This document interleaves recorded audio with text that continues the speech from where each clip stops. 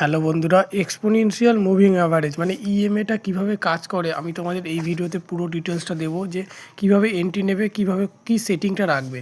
তো সবার ফার্স্টে এখানে দেখতে পাচ্ছ আমি ইএমএর একটা ইন্ডিকেটার অ্যাড করেছি। ইএমএর যে সেটিংটা হবে একটা হচ্ছে 9 আর একটা হবে 21, 9 আর 21-এর সেট আপে এটা ট্রেডটা হবে।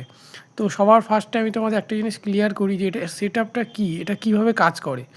তো সবার আগে তোমাদের কি করতে হবে, একটা 9-এর ইএমএ আছে, একটা 21-এর ইএমএ আছে। 9 আর 21 এই দুটো যখনই 30 ডিগ্রি অ্যাঙ্গেলে ক্রস করবে একে অপরকে, ঠিক তখনই তোমাদের এন্ট্রি নিতে হবে 30 ডিগ্রি অ্যাঙ্গেলে।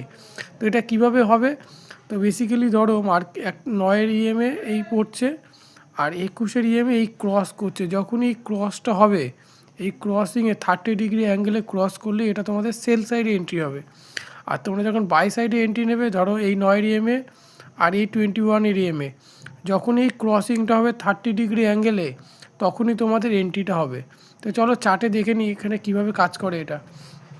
তো দেখতে পাচ্ছ বন্ধুরা, 30 ডিগ্রি অ্যাঙ্গেলে যখনই এখানে ক্রস হয়েছে, ঠিক এই জায়গাটা মার্কেট একে ক্রস করেছে 30 ডিগ্রি অ্যাঙ্গেলে, তখনই এখানে এন্ট্রিটা তোমরা যদি নিতে পারো, তোমাদের এখানে 1:2 ইয়া 3 রিস্ক রিওয়ার্ডে এখানে এন্ট্রি নিতে পারো। যেই ক্রস করেছে সেই যদি তুমি এন্ট্রি নাও, তোমাদের 1:2 আরামসে হয়ে যাবে।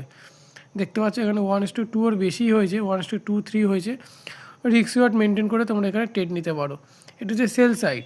আর তোমরা যদি বাই সাইডে দেখতে চাও, বাই সাইডে একটা দেখাচ্ছি তোমাদের।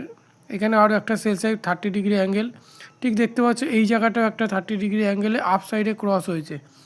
যেই আপ সাইডে 30 ডিগ্রি অ্যাঙ্গেলে ক্রস হবে, ঠিক এরকম জায়গায় তোমরা এন্ট্রিটা নিতে পারো। এরই নিচে স্টপ লস থাকবে 1:2 রিস্ক রিওয়ার্ড। দেখতে পাচ্ছ এখানে তোমাদের 1 গো টার্গেট অ্যাচিভ হয়েছে। ঠিক এইভাবেই কাজ করে ইএমএ, এক্সপোনেনশিয়াল মুভিং অ্যাভারেজ।